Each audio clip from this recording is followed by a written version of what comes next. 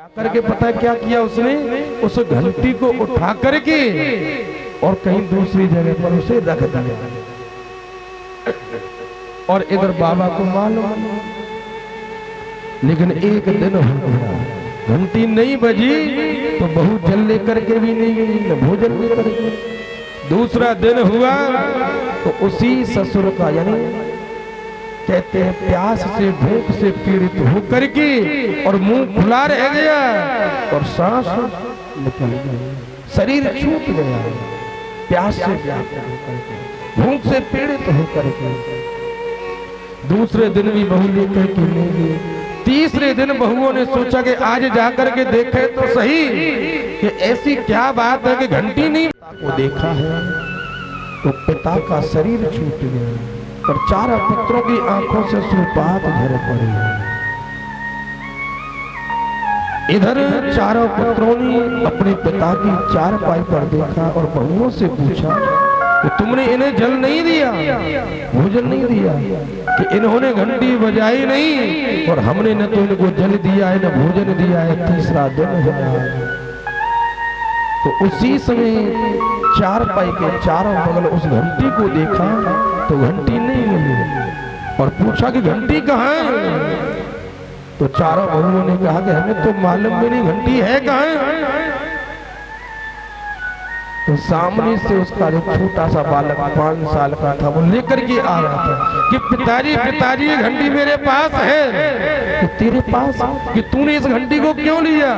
कि पिताजी मैंने इस घंटी को इसलिए लिया है कि जब तुम्हारा बुढ़ापा आएगा और मेरी शादी होगी, मेरी बहुएं आएंगी तो इस घंटी को मैं आपके पास रख दूंगा और कह दूंगा कि पिताजी जब तुम्हें भोजन चाहिए, जल चाहिए तो घंटी बजा देना और मेरी बहू ला करके तुम्हें दे दिया करेगी। जब ये बात उस बालक ने कही तो आज उन पिताओं के आंखों से अश्रुपात झर पड़े कि आज देखो तो सही हमारी औलाद और हमसे इस तरीके से बात कर रही है। क्यों? क्योंकि आज हमने अपने पिता की सेवा नहीं की और इसीलिए आज इस बालक ने हमसे बात की। कहने का तात्पर्य क्या है कि जो व्यक्ति जैसा करता है वैसा ही उसको मिलता है। उसके यहाँ देरी है लेकिन अंधेरी नहीं है महाराज। आप सोचो कि हम अपने बच्चों की परवरिश नहीं करेंगे तो बच्चा हमारी सेवा करेगा नहीं। अगर हमने बच्चे की परवरिश करनी है तो बच्चा जब जन्म ले तो हमें अपने हाथों से उसकी परवरिश करनी चाहिए। देखिए बच्चों को हमें अपना ही दुग्धपान कराना चाहिए क्योंकि बच्चे की जो माँ का दूध होता है उसमें बड़ी ताकत होती है। पहले लड़ाई झगड़ा होता था ना किसी से तो एक दूसरे को गाली देते, तूने अपनी माँ का दूध पिया तो आ जा सामने। अब आज के समय तो भैया बोतल को दूध पी रहे तो सामने कहाँ से आ जाएगा। बोतल पी रहे ना पी रहे। बच्चे का जन्म हुआ 20 रुपए की बोतल बाजार से मंगा ली, दूध गुनगुना किया, बच्चे के मुंह में दे दी और फिर कहते हो महाराज जी हमारा बच्चा बड़ा तो है गए लेकिन अब बड़ी बड़ी बोतल पी रहे हो।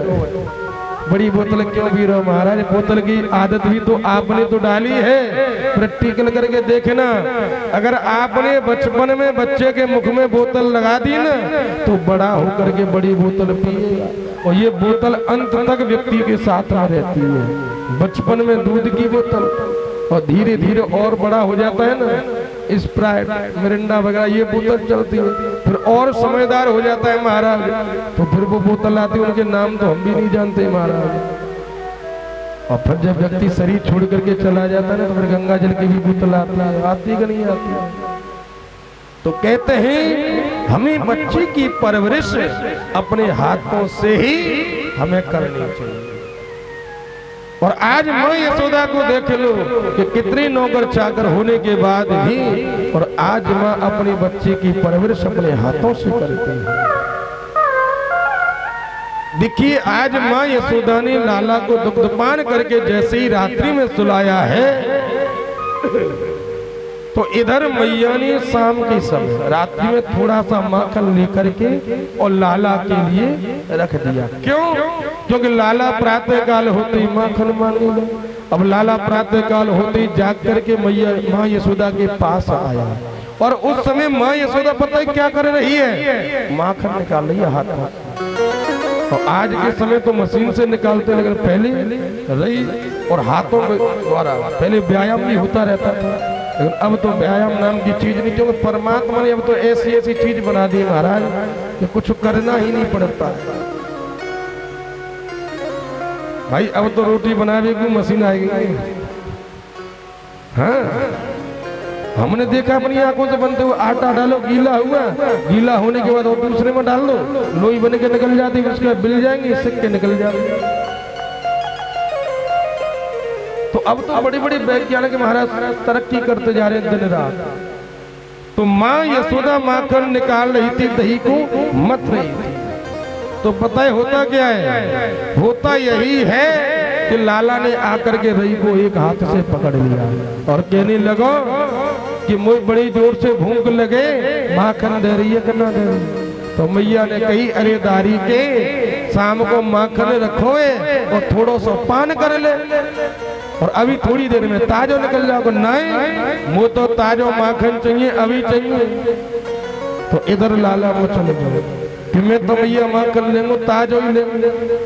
जब लाला जिद करने लगो तो उसी समय मैया यशोदा ने क्या किया, लाला से कहे, लाला ऊपर दृष्टि घुमाए के देखियो। जैसे लाला ने ऊपर दृष्टि घुमाई ना, तो चंदा मामा के दर्शन है।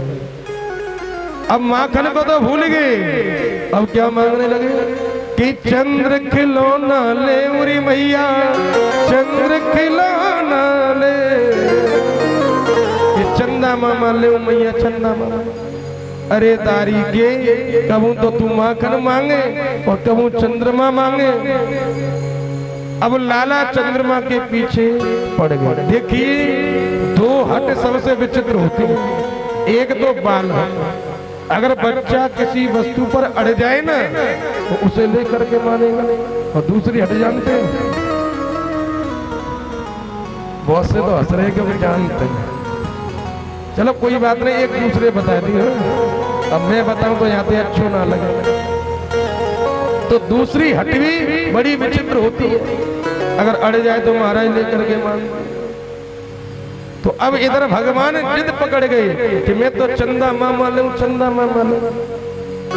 अब देखो तो सही, मैया ने कहा कि पता है, एक परात लेकर के और उसमें जल भर के रख दिया।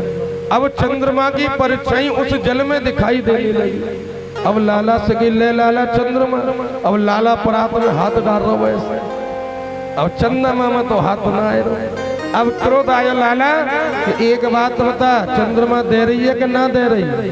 मैया तो कह रहे भगवान कि चंद्रमा दे रही है कि ना दे रही।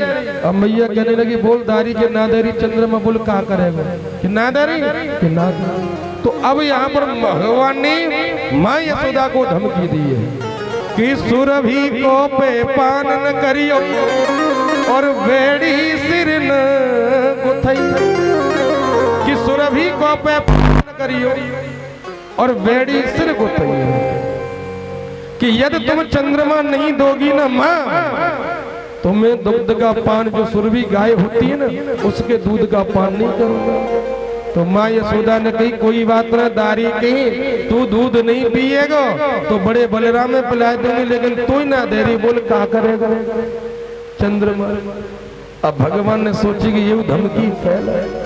और दूसरी धमकी पता कौन सी थी, बेड़ी सिर न कुथई। भेड़ू जानते चुटिया, भगवान के बाल थोड़े बड़े बड़े थे तो पता है मैया उनको चुटिया कर देती थी कि देखो माँ, अगर तुम मेरे को चंद्रमा नहीं दोगी तो न तो भेड़ू गुथवाऊंगा और रही बात बालू में लेट लगाऊंगा। कि अरे दारी के तू भेड़ू नहीं गुथवावेगो तो कोई बात नहीं, बलराम की गूंथ दूंगी। और तू दूध नहीं पिएगा तो मेरा क्या करेगा। तू बेसुध बोलो मतलब है और तो पेट पीट पे लग जाएगा। लेकिन दारी के तो ही चंद्रमा ना दे रही, चाहे कछु कर लो।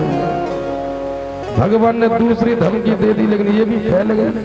और पता है तीसरी धमकी कौन सी दे रहे हैं कि एक बात बता मैया, ना दे रही चंद्रमा के ना दे रही बोल। तो एक काम करे, आज हम सारे ब्रजवासियों की पंचायत में जाकर के कह देंगे कि भैया हम माँ यशोदा के बेटा नहीं, हम नंद बाबा के बेटा।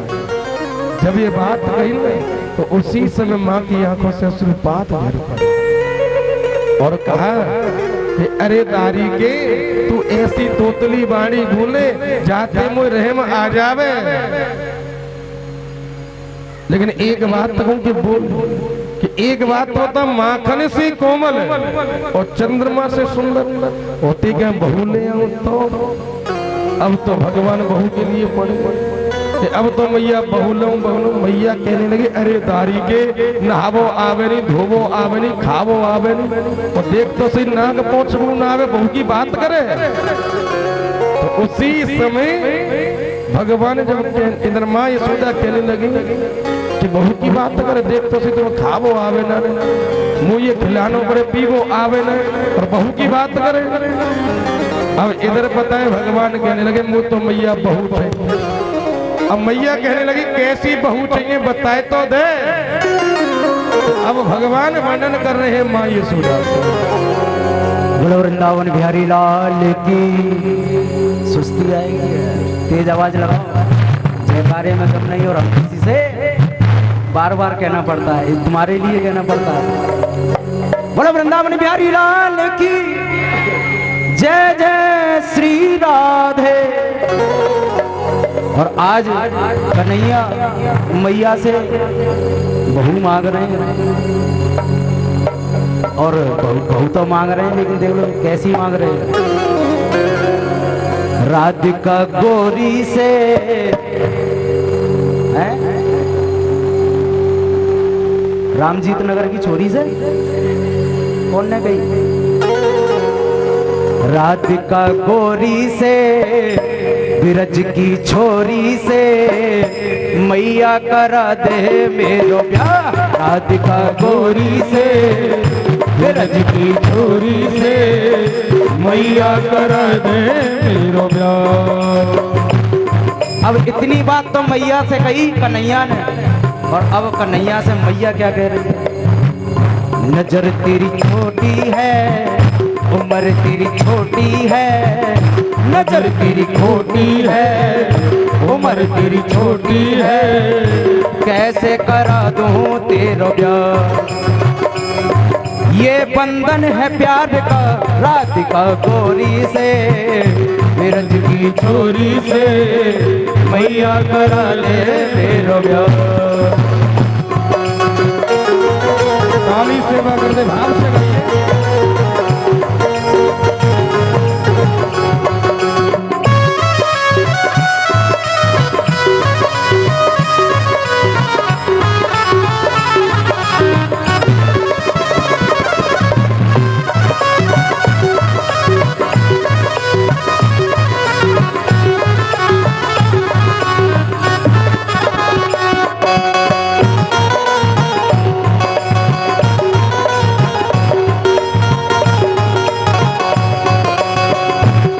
और कह रहे हैं क्या जो ब्याना का तू करवावे तेरी गैया ना ही चला हो।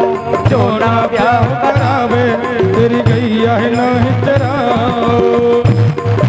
धमकी दे रहे हैं कन्हैया मैया कि जो तू ब्याह नहीं करवावी तो तेरी गैया ना ही चराऊंगा। लेकिन मैया भी बहुत चालाक है। जो ना ब्याह करावे तेरी गैया ना ही चराऊं। जो ना ब्याह करावे तेरी गैया ना ही चराऊं। आज के बाद मेरी मैया तेरी दहली पर ना आऊं। आज के बाद मेरी मैया तेरी दहली पर न आऊं। आएगा ओ आएगा रे मजा अब जीत हार का राधिका गोरी से बिरज की छोरी से मैया करा दे मेरो प्यार।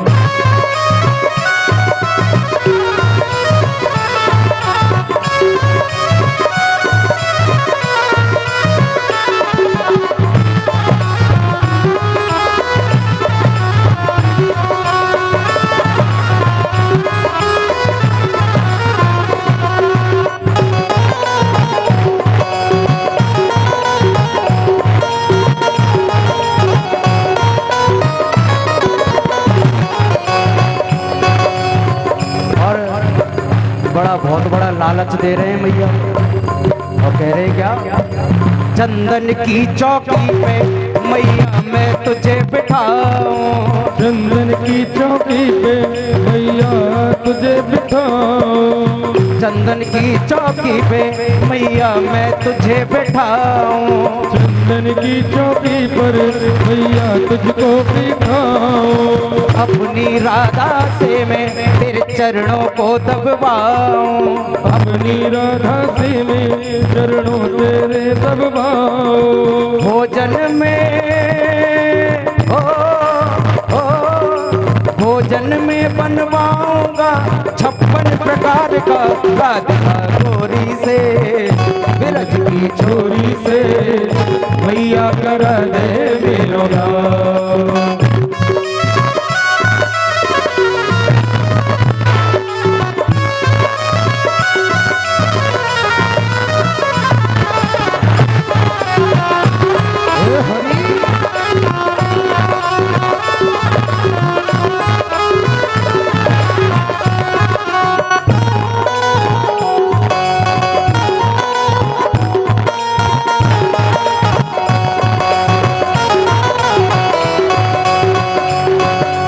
छोटी सी दुल्हनिया तेरे अंगना में डोलेगी,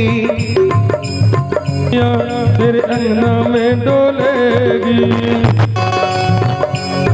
देखो भजन चल रहा है, समझ में आ रहा है, अच्छा लग रहा है, तो हाजिरी क्यों नहीं लगा रहे? आप खड़े हो जाओ, क्योंकि सबसे अच्छी हाजिरी आपकी होती है।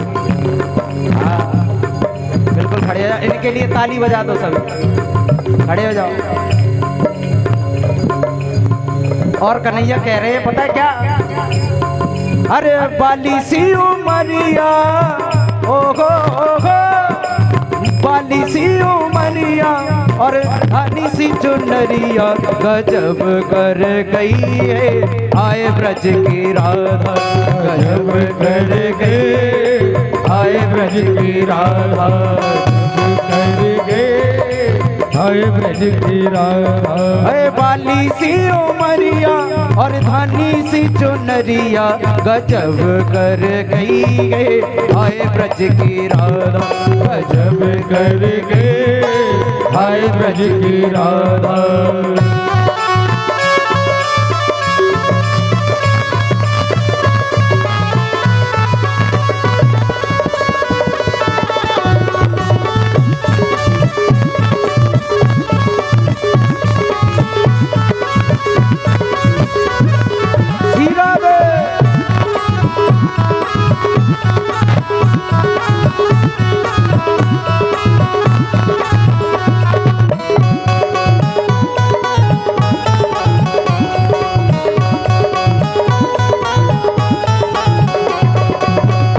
और कह रहे हैं क्या, हाथों में रच रही रचनी सी मेहंदी, हाथों में रच रही रचनी सी मेहंदी, हाथों में रच रही रचनी सी मेहंदी, हाथों में रच रही रचनी सी मेहंदी, के माथे पे टीका, ओ हो ओए माथे पे टीका और तिरछी नजरिया गजब कर गई है, आए ब्रज की राधा गजब कर गए, आए ब्रज की राधा गजब कर गई है, आए ब्रज की राधा गजब कर गए, आए ब्रज की राधा।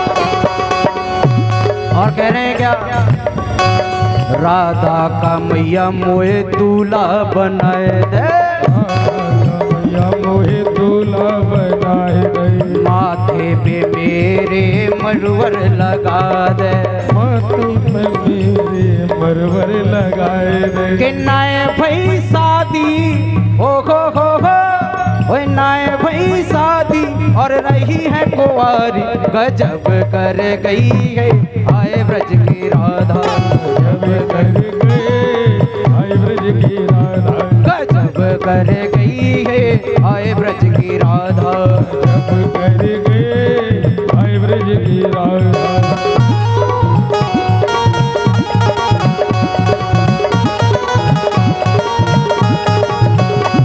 गजब कर गई आए ब्रज की राधा, गजब कर गई आए ब्रज की राधा, गजब कर गई आए ब्रज की राधा, गजब कर गई आए ब्रज की राधा, गजब कर गई आए ब्रज की राधा।